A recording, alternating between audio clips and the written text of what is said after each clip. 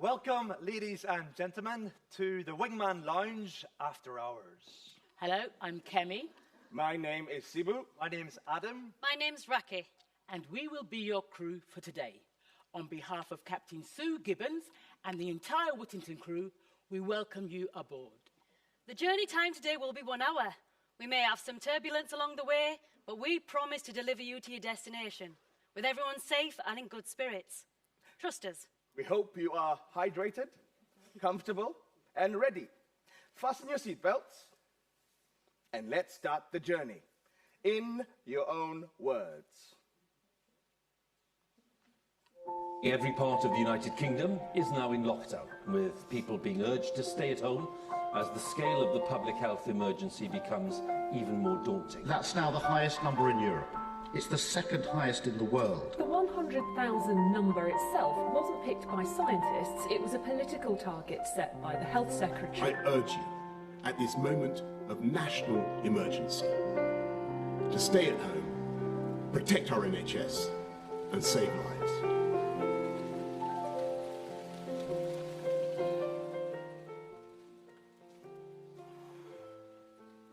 The first day I arrived in London, it rained. I came to the UK in March, just before the lockdown. There was 12 international staff supposed to arrive, but only 2 came. I thought I would be able to see London, but I wasn't able to travel or see places. We went into lockdown, and that was it.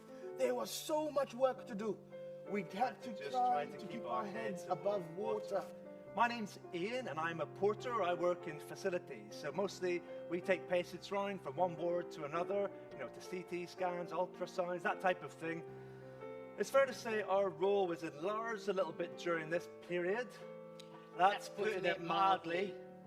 Now let me get this off my chest. I'm actually a podiatrist. Feet. I work with feet. Just feet. When lockdown first started, we were told a lot of us were going to be redeployed. So I was originally redeployed to the COVID Research Lounge. I really didn't enjoy it. I really didn't enjoy it. Eventually, after a month, I was redeployed to district nursing. That was a lot better. I had my eyes opened. I'm a critical care nurse in the intensive care unit. I've been there for about 5 years. I moved to London some years ago, started working as a waitress until I got my papers. And then I got a job in the intensive care. I was due to get married, and then we went into lockdown. My dream wedding got cancelled. Twice. I wondered if it would ever happen. My name is John, and I'm a caregiver. My name's Ian, and I'm a My porter. name is Sandra, and I'm a podiatrist. My name's Mira, and I work in the ICU. Community dietitian. Domestic worker. Laundry and housekeeping team. Mobility and sitting services manager. Community dietitian. Integrated care matron. Regional therapist. Community dietitian. Laundry and housekeeping team. So it's all been a bit crazy, actually. Weird. Like, you have good days and bad days. It's been a bit crazy, but then it's been a bit of a blur too. Everything happened all at once. Overnight. Everything changed overnight. Yeah, we heard it was in China, and then it was in Italy, and then all of a sudden, it was here. It was just this feeling like before an exam. You know something awful is coming, and there's only so much you can do to prepare. And the anticipation, it was horrible. I think when I was redeployed, that's when when I went onto a ward, I think I was on 3 wards, 3 different wards. And that was it when I saw for my own eyes the severity of the situation. Now, I didn't think I was fearing for my life or anything. I did. I did at first, I did. Oh, I don't know. I didn't. But it was when we came in contact with that patient who passed away. That's when I was thinking, whoa, what are we doing here? I was thinking, why? Why did I choose this profession? I don't know. I think it's because you know what to deal with when someone's dying, but not of a virus. I don't know, the closest thing I can equate it to was the July bombings in London, but we were prepped for trauma there. You knew what you were dealing with. You could actually see what you were dealing with. But at least with that, there was an end date. You know, when your patients get better. This was different. This was different. This was days and weeks and months. Well, years. The hardest part for me, I think, was the relatives. For me, I felt guilty. I felt guilty for my family, putting them at risk. Guilty for the relatives. Guilty I couldn't do more. It wasn't that the relatives were problematic. They weren't. It was just usually with this type of thing, you know, when someone's dying, you can bring them in, you can explain to them what's happening, offer tea or coffee, some comfort. But that all stopped. That all stopped immediately. At first, we heard different things. We heard it didn't kill black people or young people. You remember that? Then all of a sudden, it was in Africa. It was everywhere. I was on the wards, and I was seeing with my own eyes it was affecting black people and ethnic minorities more. Yeah, I was scared.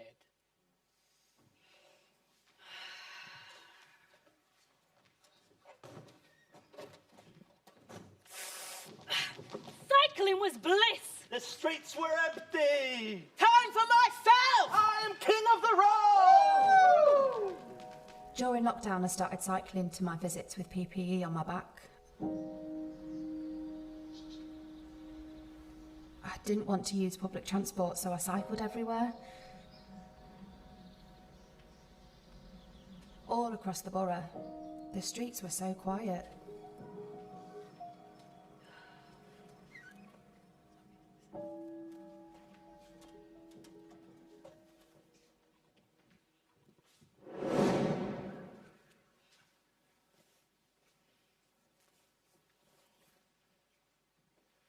When we went to the ward, there was a sign up saying you needed full PPE.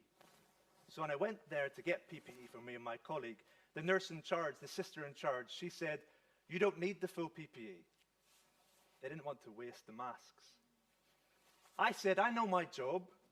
I'm not going into that ward unless we have full PPE." I said, "Us porters need to protect our teams, just as nurses need to protect their teams." I said to her, "We're all one team. I need to protect you, but you need to protect me."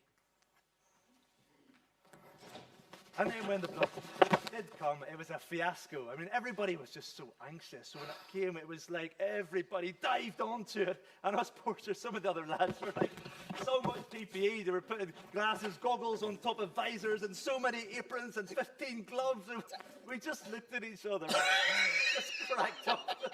It was just a really nice moment, just to relieve some of the tension. We also got a thank you from the chief exec. Yeah, she sent, I mean, it wasn't much, but she wrote it in her own hand, just to say thank you, guys. Because, you know, as porters, we don't get no recognition. You're the bottom of the chain. The porters, the domestics, we don't get much thank you. But when she wrote that, I think it meant something. I think I've still got it up somewhere. Yeah, because, yeah, I would say that in the first wave, we porters, we go everywhere. We can say what's happening in this ward, and we can say what's happening in that ward. When you go into the ward, you can see the fear and the confusion in the nurses and the doctors. You know, you can just see it. Yeah. Especially in the red zone. Yeah. Yeah, like, should I take this patient? I mean, you could see it in their eyes at the beginning. No one knew what was going on. That was the first wave.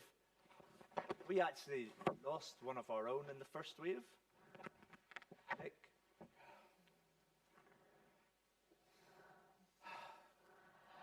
The second wave was different. Yeah, you know, a bit more relaxed. Now they know what they're doing. Look, people still lost their lives, but at least they handled it differently. But, you know, us guys, the porters, you know, we always keep things going. We always had a bit of a laugh. It wasn't all bad. Yeah, and it was nice to see that we were appreciated, yeah? And that finally the NHS was being seen and acknowledged for what we do for the country. Yeah, for the people of the country, to keep our people going in a way. Yes, that was nice to see that, yeah. It was around this time also I noticed on the third floor that there was the chapel. And there was the chapel priest, and every time he saw you, he always said, "Are you okay? Are you okay?" Yeah. Tola, the chapel priest, that's his name. Yeah, every time he sees you in your corridor, he says, "What do you need?" He says, What do you need? What do you need? What do you need? Yeah, I think he helped a lot during that time. I mean, it was bad, of course, that people died. Yeah. But then you have to get on with life. You know, you work as a team. You work with people that love you, as you can see. And it's teeming with us porters down here. We have a laugh. We've got each other's backs, don't we? I mean, with the porters, there's never a dull moment. Oh, no. So me, what I do to make my job a little bit easier, I like to joke. I do, don't I? I does, every day. Who wants to hear a joke? Who wants to hear a joke? Yes! Okay, who is the coolest person in the Whittington Trust?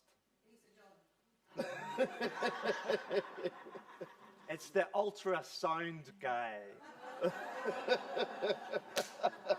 Every day.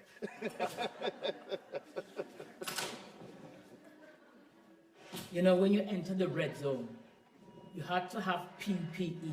You need protection. The ward is proper front line. You were scared as well. I didn't want to have to isolate for 2 weeks. For the domestic staff, it was hardest. We were actually cleaning the wards where people had died. You know, you're in there where you know the virus is there. Traveling on the bus, you're careful. But you're here. You are in a room where you know it is. Somewhere. You start to think that everything has corona. Everything in that room. And you know, you don't really know if the PPE is on properly. And they say not to touch your face. You don't touch your arm, but you know you are clean. And of course you touch your arm, your face. And you think, oh no, I've touched it. And the way you have to remove things, single piece by piece.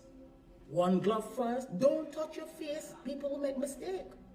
I touch my things and then I think, oh my God, I touched my face.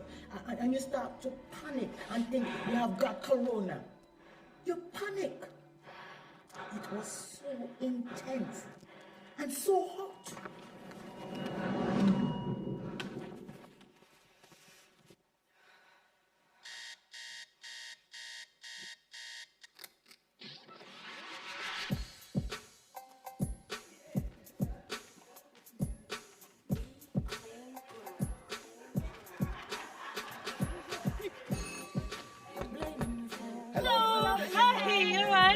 Hey! Oh, I'm sorry I'm late. Excuse me! Hello! Oh, Bri! How you doing, Bri? You good? I'm back again. I can see you're in there, love. Wow! Woo!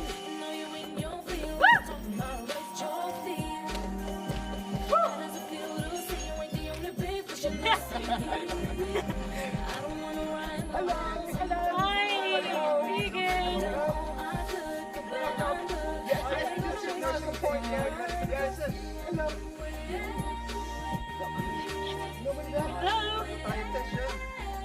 Okay, I'll come back next week. Yeah, woo!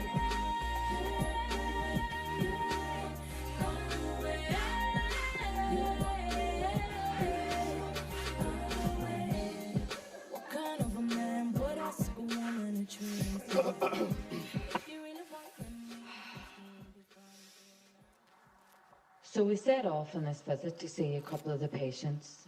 We agreed that we'd walk there. It was a really, really hot day, and I was anxious. This patient had severe mental health challenges, but I was there to manage a heart failure. We went in. I couldn't get the gloves on. My hands were all hot and sweaty and swollen. The gloves kept ripping. They were getting stuck. I was just getting more and more frustrated. They were both watching me. I was anxious. The sweat started streaming into my eyes. My eyes were burning. I couldn't see. I didn't have tissues with me. I really wanted to cry. But the patient, she was amazing. The patient was really unwell herself. And she said to me, "Oh, it's all right. It's okay. Just breathe. Take your time. You're all right. Just take a few deep breaths." Jesus, I was so taken aback because she was supposed to be the patient and she's there helping me. I wanted to cry. That poor woman. I'll never forget. She had a wee toy penguin and she was rubbing the penguin's belly and she was really kind. She was put into hospital a few weeks later. She had the empathy to support me when I needed it. Such kindness. Kindness. Kindness.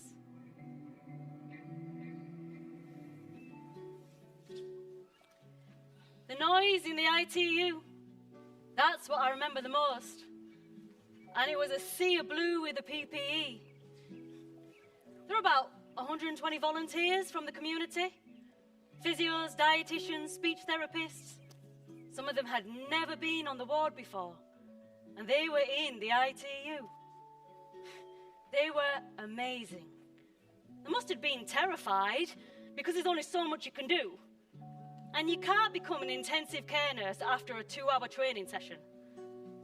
And in the midst of it all, we were using so many machines that we were running out of oxygen, basically. And when you get to a critical level of oxygen, you get this really high-pitched alarm. And that was going off 24 hours a day. And you couldn't turn it off.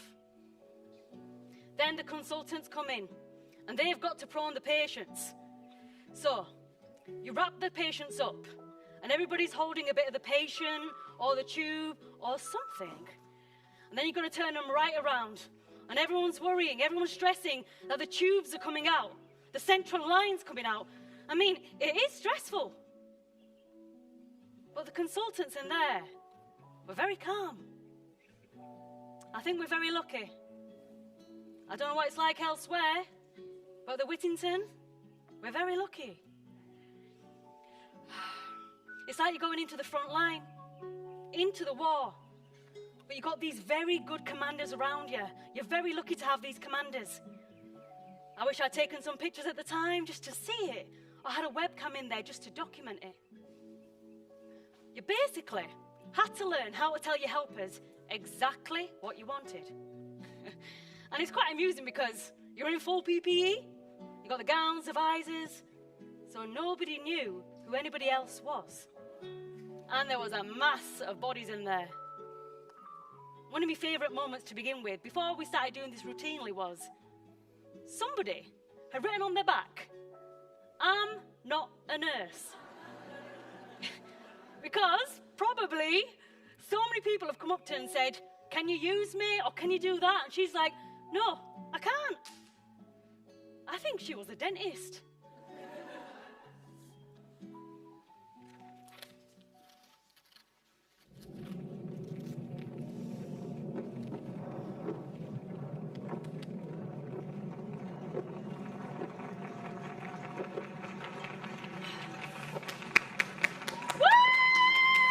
It was really nice to know we'd been thought of. I don't know how I feel about that, because it's just like you're doing it with the people aboard at home. It's our job.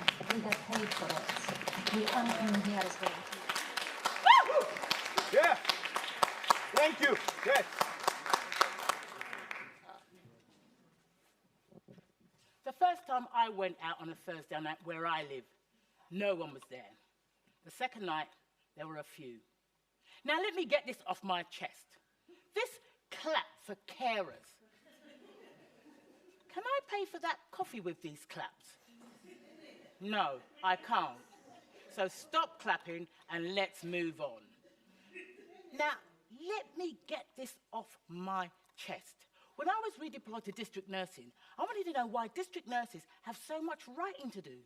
They write in the patient's files, and then they might have a table that they need to fill in, and then they get back and they write on e-communities, and then you're telling them to write on Rio. Rio? I need to go to bloody Rio after all of that. But I suppose no one team is perfect, even the district nurses. Now let me get this off my chest. As a podiatrist, I work with feet. Just feet. So they'd send me on a visit telling me that a patient has a foot ulcer. I get there, and it's something on the leg. Nowhere near the feet. I come back to them, I say, "Do we know what a leg is and what a feet is?" So I might have to get out my little model and say, this is a toe, and this is a heel. I suppose it's because they're just so busy. They're really, really busy. You know, I could use the word interphalangeura if I wanted to, big words. But they'd probably say, what on earth is that? I was going to make a joke about a podiatrist, but I thought it'd be a bit corny. Why do podiatrists never win anything? Because they've already seen defeat. What do you give Dentist of the Year? You give them a little plaque. Nah. Come on. Tough crowd. Yeah, I'm one of these 1.5 or 2 million people that got a text out of the blue telling, you know, to go straight home. Do not pass go, do not collect £200. You have to shield. So I was, basically, it was the Wednesday. I think I was given the text on the Wednesday morning, and so I didn't come into work. I just didn't come back to work. I felt glad to be safe, but so guilty. My husband had a day off. I think it was the 25th or 26th when the NHS letter came. I didn't think I was supposed to shield. I was already at work when my husband phoned. Sorry if I become tearful. I felt as a nurse I should have known, with my heart condition, that I must be high risk. The first 4 weeks were very hard. By the third week I was so fed up of being indoors, I just couldn't stand it anymore. I didn't say anything to anyone. I left home and went across the road to our local park. I went into the middle of the field, sat down alone and started to cry. The emotional part was hearing about workers being overwhelmed, there being a shortage of equipment, that nurses are risking their lives and yet they were still working. I'm hearing this on the news, but I'm not there. Why was I not a part of it? And the clapping. I'm like, I'm clapping, but I'm not a part of them. I'm supposed to be one of the people receiving the clap. And that's how I felt. That's what made me cry. That when years later, people will talk about their story and someone will say, so were you there? I won't be able to say I was there. I was at home. I'm a nurse, but I was at home. That was a very difficult part for me. When it came to the end for me to come back, it was a joy. I was so happy to be back. I don't know, it has emotionally affected me, but my manager was very supportive and I worked online throughout. We shouldn't be forgotten. The people I worked with did thank me for the work I did, so I did feel appreciated. I was appreciated.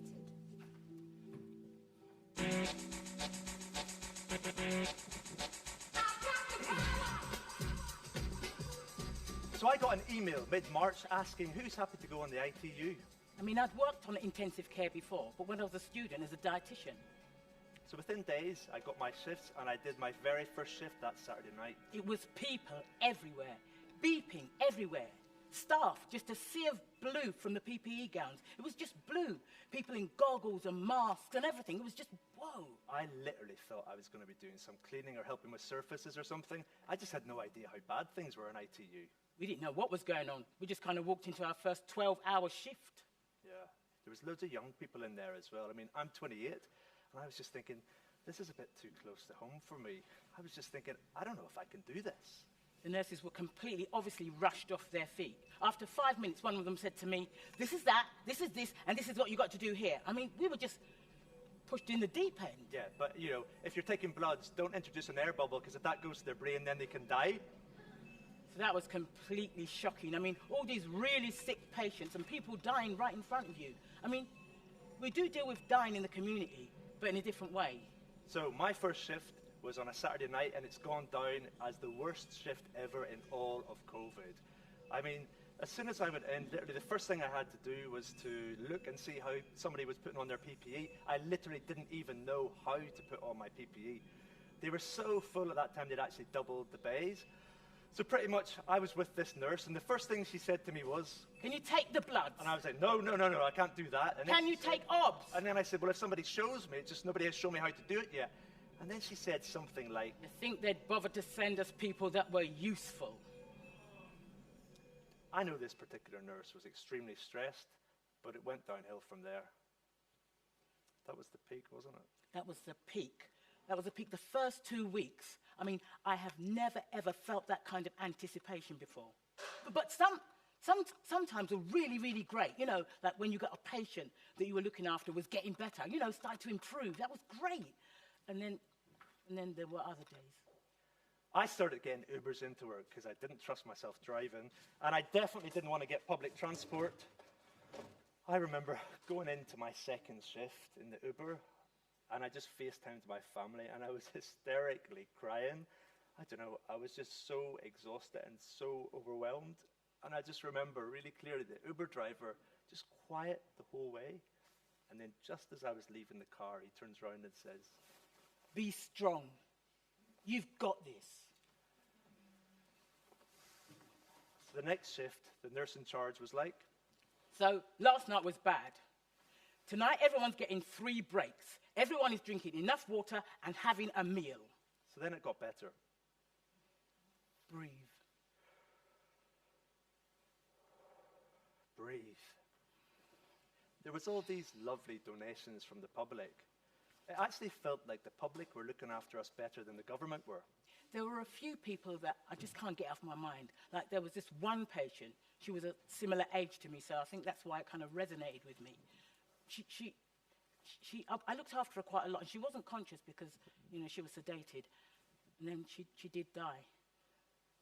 It was just disbelief. I kept on thinking, this is a virus. One of my best memories of that whole time was when we decided with one of our patients we were going to sing happy birthday and FaceTime the family and blow up balloons, well, not balloons, but gloves, so they looked like balloons. We only had one patient awake at that time, and I remember he was just sat on his bed and he was smiling and clapping while we were croaking through happy birthday, and the family were just kind of, all right. I mean, all of us were crying our eyes out. We couldn't stop crying.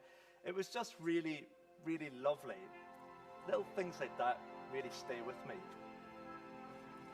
So after 3 months, it just kind of stopped. And we were like, is this our last day? We didn't know. I think it was a Saturday. And I said, I think it might be our last day because we don't have any shifts. So we just kind of finished and went back to our normal jobs. And that was it. It ended kind of abruptly, and that was strange in itself. Going back to my normal job was really difficult. So I'd gone from suctioning and proning and being in ITU to suddenly listening to Margaret, who's happy to tell me about her incidents of foot pain. I was like, you're all right, love. You're not on a bloody ventilator. No, I suppose I just had to readjust my thought processes. We all got these brilliant certificates. I think it was quite nice. A friend of mine who really struggled, not at the time, but afterwards, she said, I put my certificate up on my wall. Put your certificate up on your wall. She said, I put it up.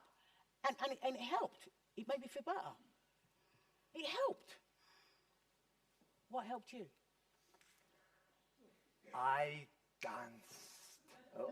I danced. I danced. I danced. Come on, Sue. I danced. Hey!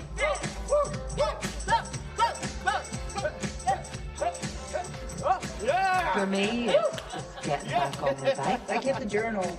I find it helpful to write down how I was feeling. I like reading positive journals. It's something that my dad taught me. You just need to think positive. Just to ring friends and family and just catch up.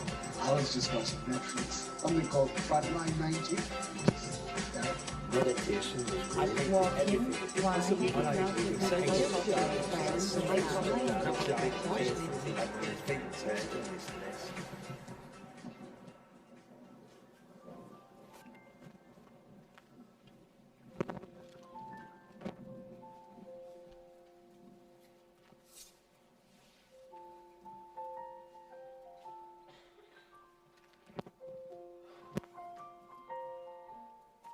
The first day I arrived in London, it rained. My name is John, and I'm a caregiver. Before this, I was a teaching assistant. I was looking after children, watching them grow. I hate children, no offence. But I like working with older people.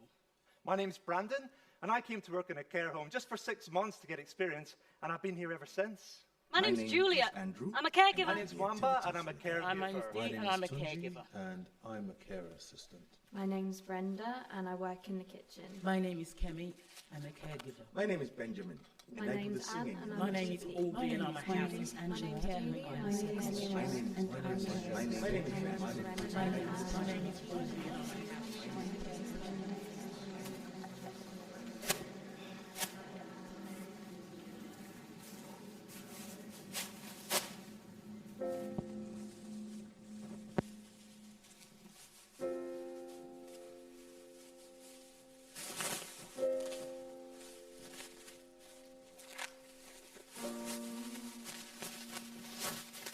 At the beginning, the PPE was not enough.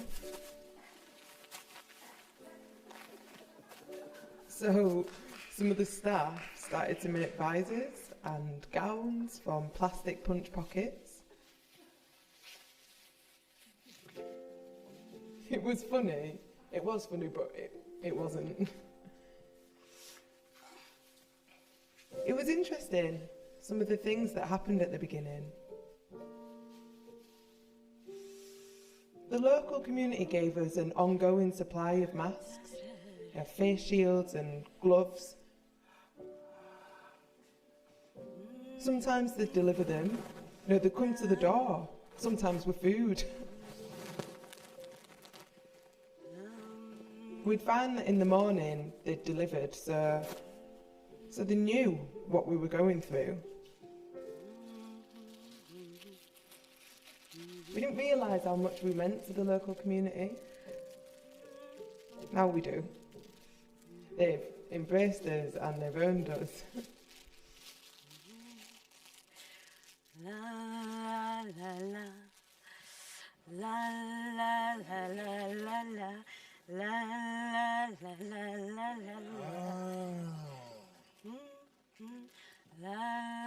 la la. La la la la la la la la la la. Ah! Oh, it was funny, but it wasn't. It was interesting, some of the things that happened in the beginning. We are a Home Office employer, so we sponsor overseas nurses. And we feel that the type of commitment that you get from a person who's leaving their home country to come to this country to support us is incredible.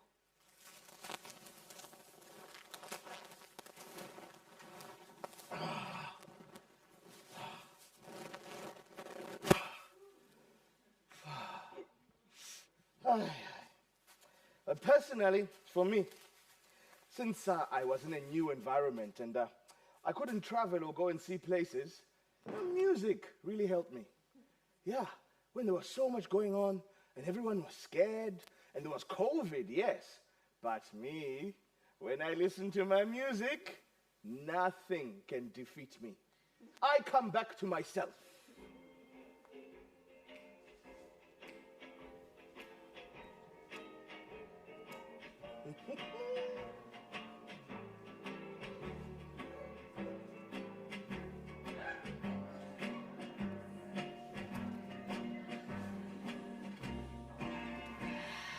Raindrops are falling on my head,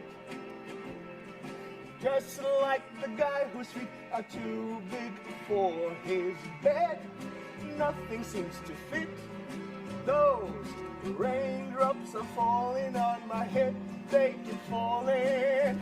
So I just did me some talking to the sun. And I said I didn't like the way he got things done, sleeping on the job. Those raindrops keep falling on my head, they keep falling. But there's one thing I know, the blues they send to meet me won't defeat me. It won't be long till happiness steps up to greet me. All right, John, all right, yeah. Thanks for that. Thank you. It's not sing-along day, is it? It's not Royal Albert Hall, is it? Oh, we got work to do. Okay, Juliet, okay. We got hit really hard by the second wave. We lost residents, and we had no staff. At one point, there were 38 positive cases, so everybody had to go into isolation. You know, so coming in, you don't know what you're going to be doing. Whether you're going to be giving medication, caring for the residents, or cooking. You know, whatever it is that it takes to get through the day. For many days, there was 3 or 4 people in the entire building when there was supposed to be 17 on a day. Yeah. Staff shortages. You know, you would come in the morning, and you're standing outside at the entrance, and you're just looking. You're looking to see who can you allocate today. And you're so happy when you see someone coming around the corner. Look, one more person. Oh, counting the staff. That was tough. 95% of the staff were positive at one point or the other. The toughest thing for me was losing the residents. You know, we had one resident, Beryl. She was quite healthy, but she was taken by COVID. And I was so sad. Even up till now, I think about her and I still just think, were it not for COVID, she would still be here with us. There was one resident who tested COVID positive, and we were afraid we were going to lose her. We tried to do everything, but she wasn't eating or drinking. She's going down that route. And then the nurse came up to her and said, "You listen to me. If you don't start eating or drinking, it took Beryl away yesterday, and I won't let it take you too." She's still with us today.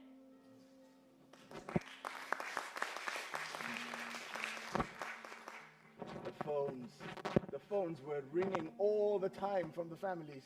It was constant.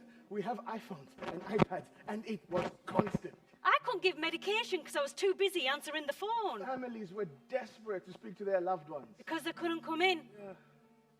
We never ever missed a funeral. So that was something that was quite hard for our staff members because, you know, they couldn't attend funerals. We had a balloon send-off for all the residents that we lost during the pandemic first peak. All the staff held the balloon and let it off in the air as a way of expressing our grief. I was scared. I think the whole world was scared. But we pulled together. And we did our best. We did our very best. Yeah. The laundry. They are the hidden heroes. The laundry are the hidden heroes.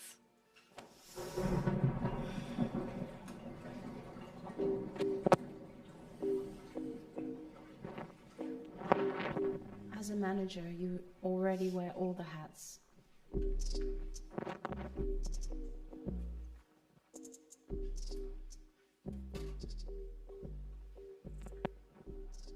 During COVID, it was more about everybody kind of getting stuck in and being hands-on. It was more or less getting to grips with the basics and to make sure that people don't feel burnt out.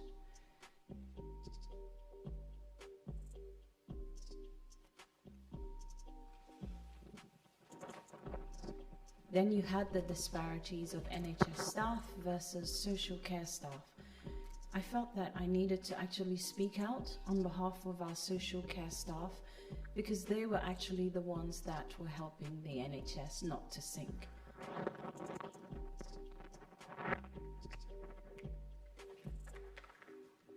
Look at Spain, where care staff walked out and left the residents in the care home. We didn't have that here.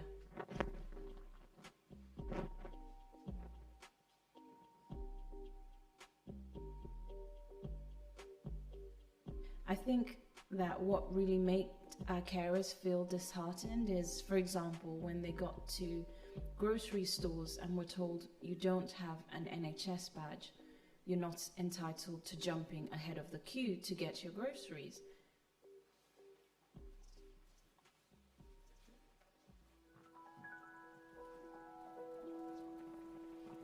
I don't recall a lot of it because, you know, I remember I worked 14 or 15 days in a row. So it was just not sleeping, worrying about coming back. At some point, I had to be a nurse at home too. My sister was positive, and then just the whole house was sick. I was the only one who was active, so I was caring for them as well. And then I came back to work, and the whole unit was empty. We had one room that was full of belongings from residents. One room, clothings, personal items, everything. All of that was all thrown out. One thing we haven't touched on is the support that we got from our relatives and the residents' families. We got a lot of support from them. I could carry the COVID home with me as well. That was hard. Other family members saying, please don't go to work. But I need to earn. The residents were so good. They were always showing us their love for us. They never blamed for anything. They were very involved with us. How are we doing? Did we rest? Did we drink? It was amazing to receive phone calls from families too, asking about us, how we are. Then we did the pod room. We were able to start with the visits through the screen. It was lovely. Both sides had a speaker and they were able to see each other after so long. I think that was the best part. When you take a resident to see their family after so long. I remember I cried when one of the residents saw their daughter. I cried. We just tried to keep our heads above water.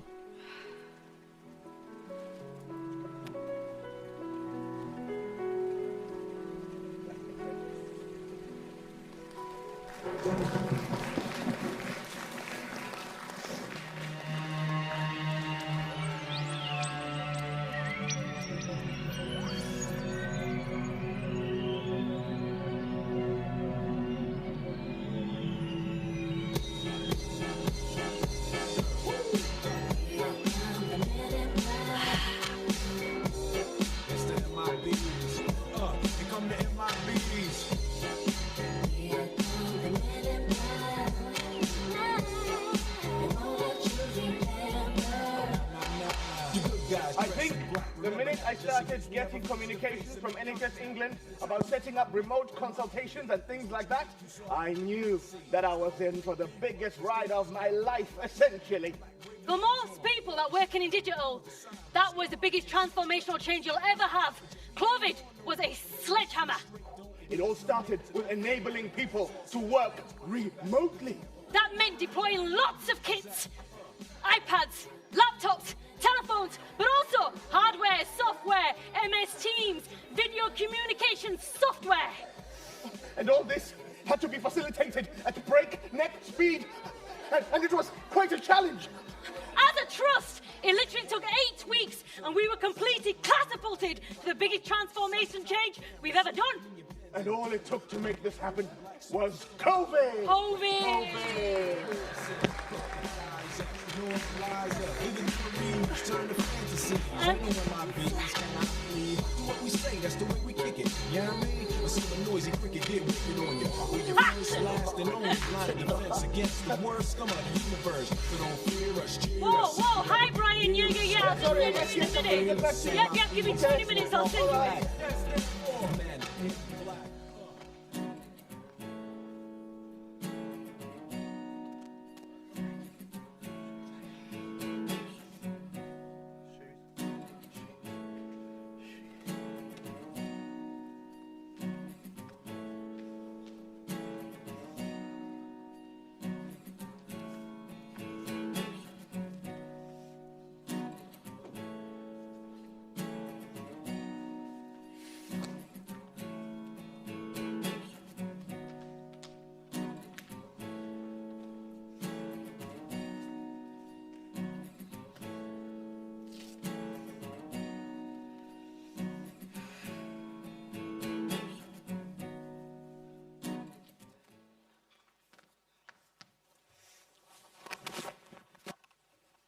Mostly, agents don't really say if they're struggling or anything. We just keep it in. We just cope with it. Okay, we'll just see how it goes. But during the first few weeks of COVID, I realized most of the Asians on the unit were being placed where the COVID patients are. And I was like, okay, so why are the other nurses not being placed on COVID? I want them to really understand the impact of ignoring us, first of all, but also ignoring what COVID was doing to our population. Because I don't think they took that on board. They sit on their all whiteboards. So if you've got nobody representing you, they're not going to think about the porters, nurse, midwives, admin staff, who are Black, Asian, or from ethnic minority backgrounds. It's just recognizing that there is a difference. There was one particular shift, and we were already short to begin with, and the nurse in charge gave me 6 patients, and that is terrible. I didn't know how to cope. I knew I could cope in a way, but I didn't feel safe anymore. And knowing that I saw 2 of my colleagues, why do they only have 2 patients? That one is waiting for another patient to arrive. But why can't she take one of my patients? No. I thought and I felt that I needed a voice out this time because I needed to have a break. I'm really tired and I can't deal with this anymore. This is the first time I ever voiced out my concern because I'm the kind of person that will take everything in until I can no longer hold it in. Listen, you need to take 1 or 2 patients off my assignment tonight. Then he did a sign, eventually. But if I didn't voice out my concern, R-E-S-P-C-T, find out what it means to me. R-E-S-P-C-T, take out T-C-T. See me first badge. So we had Black History Month. This is about saying this is my history. I'm proud to tell you why I might wrap something around my head. I'm proud to talk about my hair. Don't touch my hair. Yes. Don't touch it. But I'm proud to talk about it. But if you don't ask, and I don't tell you, then you'll never learn. I am Director of Operations. I want you to treat me as the Director of Operations for this division. That's who I am. When I walk into a room, you see my skin first. Don't make a judgment based on that initially. You need to see me first. Yeah, I'm proud of my See Me First badge. Because this isn't just about me. This is about everybody. Yeah. This badge tells me that my organization values me. That's what I want every member of staff to strongly feel. I always say, we're stronger together. One of the good things that did come out of the pandemic was the networks. So the Women's Network, the LGBTQ+ network, and the BAME network all took off. All took off in ways that they hadn't done previously. But you've gone from non-existent discussion to open, honest, consistent discussion. They understand equality, they understand equity, and the best way I always explain it is you can have a row of 10 people, give them all a pair of shoes. That's equality, right? They've all got a pair of shoes. The question is that do all the shoes fit? No, because we've all got different shoe sizes. So that's the best way I always describe with equality versus equity. I can feel a cultural shift.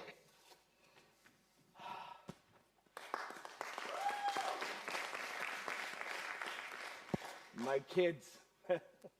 I have twins and one who is 14. So the twins are doing Aladdin at school. Yeah, they're in year 6, they're about to finish their primary. So they're doing Aladdin. And you know what they say? They say, we don't want a white person playing Aladdin because that is cultural appropriation. Coming from 2 11-year-olds. Oh, it doesn't get better than that.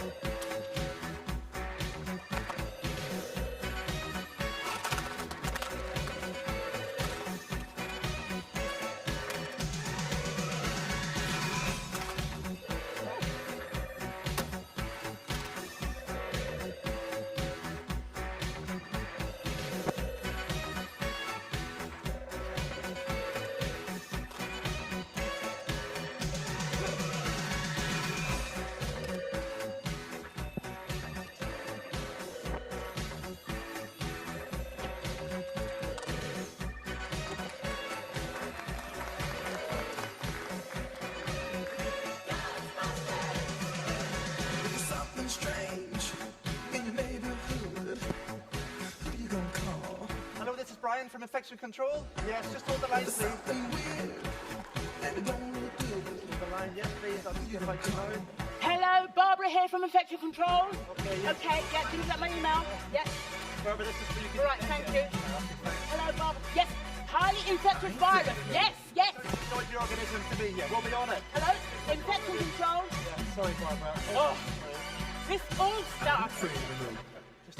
For a sec, we're very busy. Just check your emails. Yeah. This all started in January 2020, and we are just as busy today. It's just being consistent.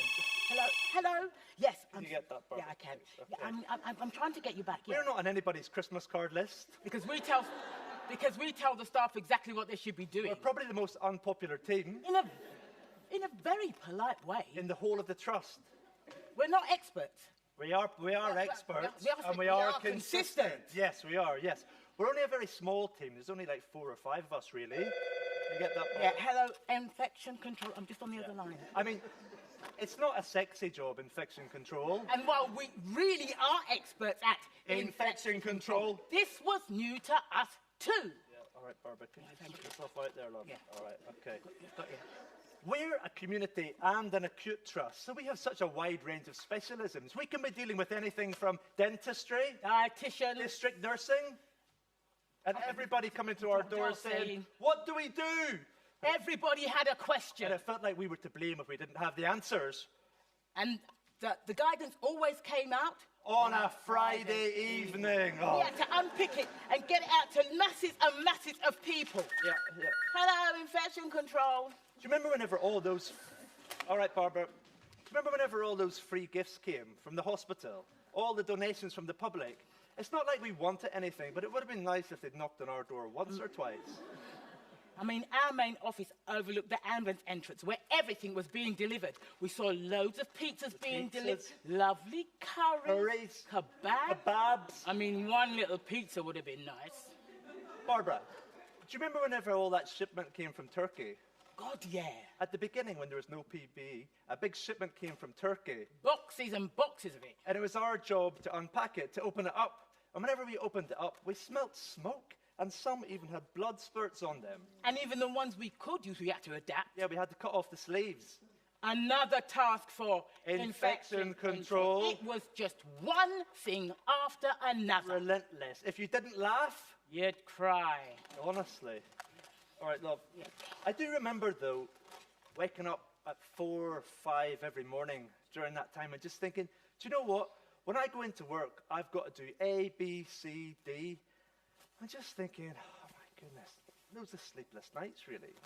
We're still busy. We're still busy. We've still got COVID. Still got COVID. Still got all our other organisms. We're still running around like we normally do this time of year. But sure, that's the nature of the job, and that's why we love it.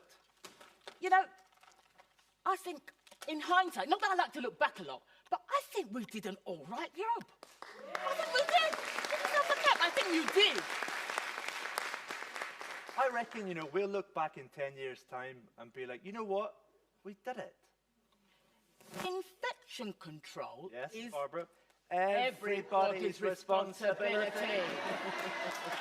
Let's be hearing you. Infection Control is Everybody's responsibility. One more time, I didn't hear you, Tracy. Infection control is?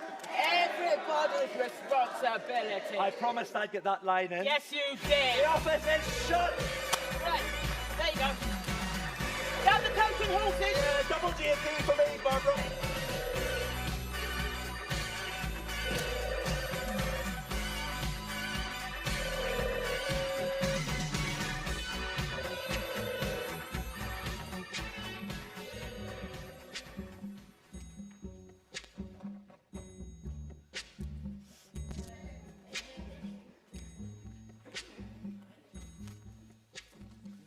Have you heard of the Liberty Singers?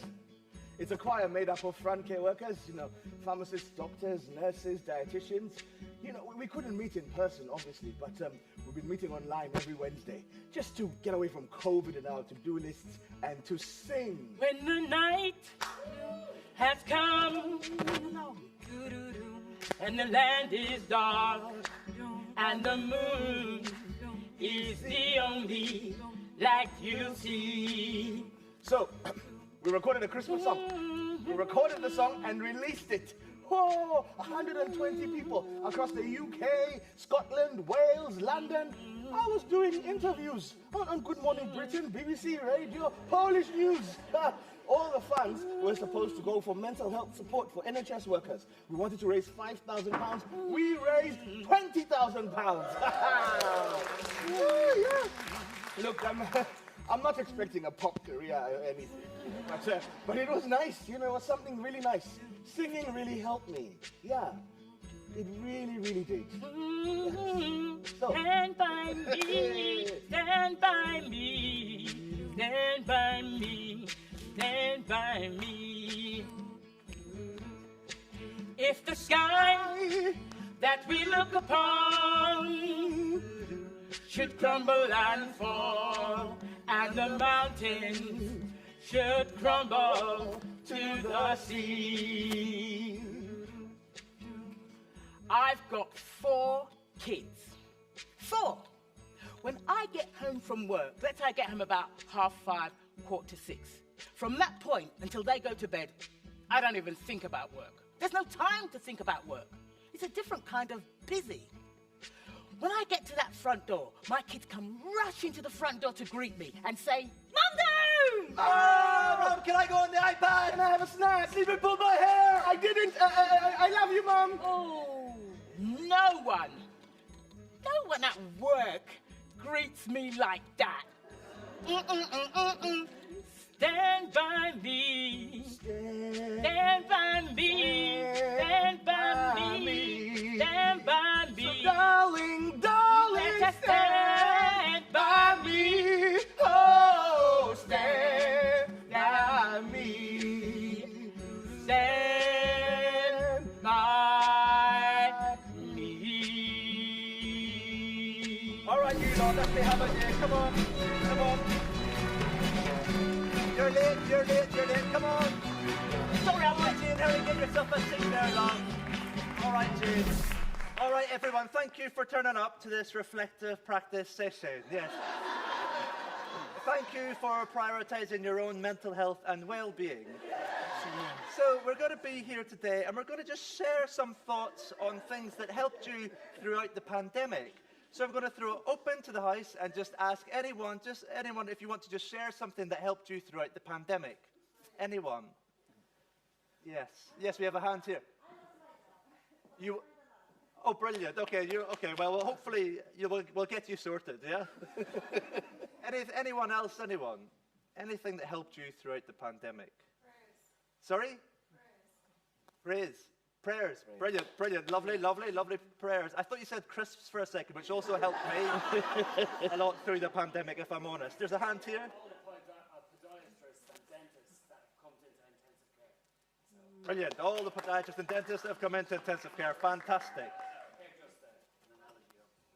Brilliant. Thank you very much. Anything else that helped you personally? There's a hand up here, yes? Brilliant. Seeing new places, being around the streets of your area. Lovely. What about, yes, there's a hand here. Community. Fantastic. Brilliant. Lovely. There's one hand here. Oh, your team. Okay, brilliant. Lovely, lovely. What about anyone? There's a hand here. Yes, darling? Yeah, I got like a fella in COVID and then I dumped him after. Brilliant. Okay, yes, companionship. Yeah, Bernard. Hello. Yes, My name's Bernard and I drank wine. Yeah. Yeah. I don't think you need to be embarrassed, Bernard. I think quite a few of us did. I had the odd glass as well. Okay. Anyone else? Yes, Jean, you're you're uncharacteristically quiet. What helped you, love, during COVID? I had sex. Lots and lots of sex. Thank you, Jean. I mean, it was every night. Okay. 3, 4 times. I was really fired up. Oh, my God. Lisa, I've been knackered. Knackered, Lisa. Thank you, Jean. Wow. Thank you, Jean. Very descriptive. Thank you, Jean. Great. Well, I think that's as good a place as any to leave it for today. So we'll come back same time, same place next week. Thanks, Jean. Okay. Bye.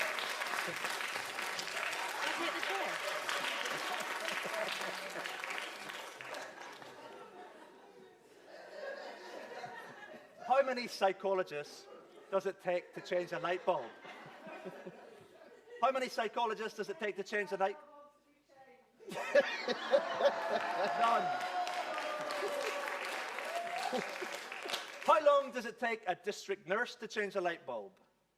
About 15 seconds, but then 20 minutes to record it. How, why, where, when, and what the serial number was. Teletherapy is amazing. It was great to see how many people used a computer to Zoom. I'm like, wow. Remember that time when we flew the NHS like 10 steps forward? Zoom. Bloody Zoom. I want to see these patients back in this clinic and see their actual feet in real life. I mean, they all talk about this Zoom calls and everything, but it's not set up for us. I mean, I've been to Zoom, but, I mean, I still have to type everything out. And that's the same for quite a few of my colleagues, actually. Zoom. I get quite tearful when I think about my colleagues. Yeah, we got quite close during that time. And, you know, it sort of flattened out the management style. Yeah, so I was no different from one of the new grads. I think next time, I hope there isn't a next time, but I think some of those people at the top need to come down and spend a day going around with a district nurse, you know, a general day. See the insulin, see the leg sores, see the bottoms and everything else, you know, see the filthy houses, all the lifting and carrying and bending they've got to do. So after some months, I finally got to go out. Oh, I got to see the London Eye. And I went to see the River Thames. And then I took a tour to Oxford. Yeah, I'm going to be going to Scotland very soon. Now, finally being able to see around London was amazing. It is beautiful. I've always wanted to write. I just never did it, really. And throughout the lockdown, well, I did. And I actually wrote a book. Not a joke book, actually a book on economics. And I let a couple of my friends read it, and they said it's pretty damn good. So I'm proud. What are you proud of?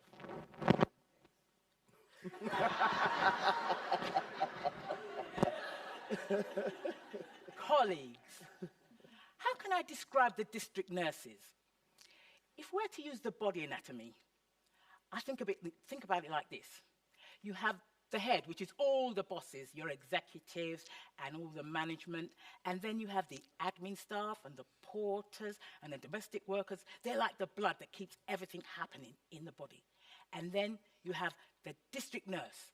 They are the feet. Strong, resilient, always on the move, and full of soul. At last.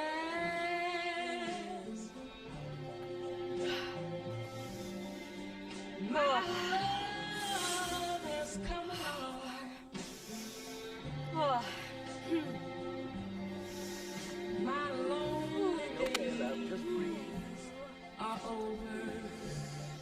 Oh. And life is like a song. Oof.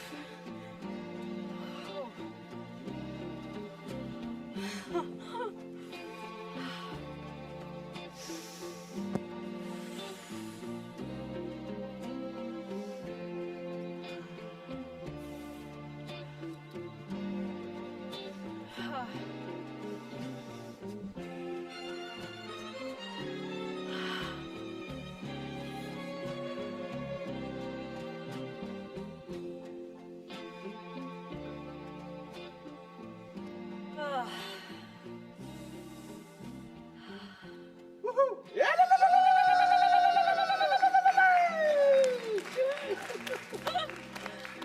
I got married! Against all odds, I did it! 2 weeks before the wedding, they said you could have up to 150 people. Like a proper wedding. And then 5 days before, they said you can have 75. And then they changed it to 30. So I was like, okay, I'll just have 2 parties. One on the Saturday and the after party on the Sunday.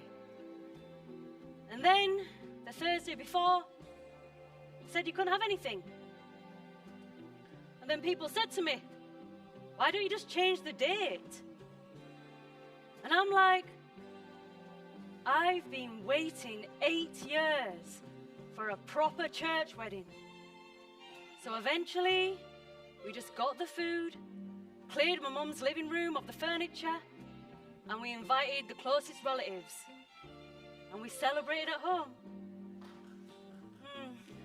So, despite all odds, I am so happy that we did it.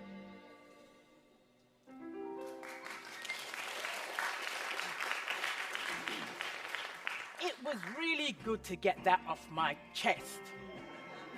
We did well. We did well. We don't need people to clap for us. We can clap for ourselves. Yes. Woo! Yes. Yeah. It's part of our story. Yeah. What do we need for our jobs moving forward? Well, the free food was kind of nice. A pay rise. Some time off? A break. Is this the end? How does it end? I don't know how it ends. Ladies and gentlemen, as we start our descent, please make sure your seatbelt is securely fastened and all carry-on luggage is stowed underneath the seats in front of you. Wingman After Hours are privileged to have you on this journey with us. On behalf of the entire crew, I'd like to thank you for joining us. Welcome to Archway, where the winner today is...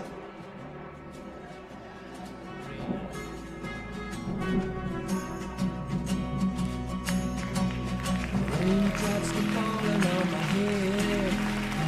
That doesn't mean my eyes will soon be turned. That crying's not for me. Cause I ain't gonna stop the rain by the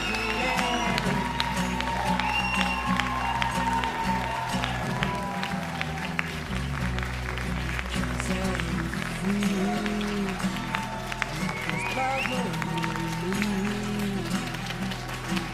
I'm free. Cause love Go on, Johnny!